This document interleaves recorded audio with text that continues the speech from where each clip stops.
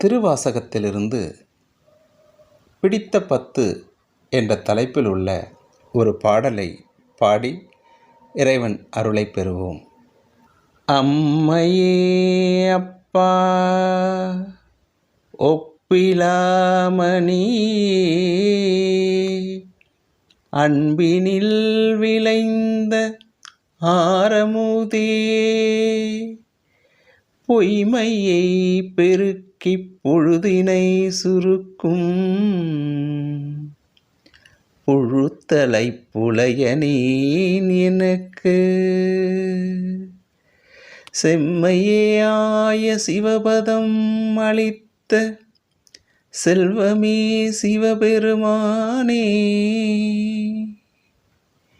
இம்மையே உன்னை சிக்கென பிடித்தேன்.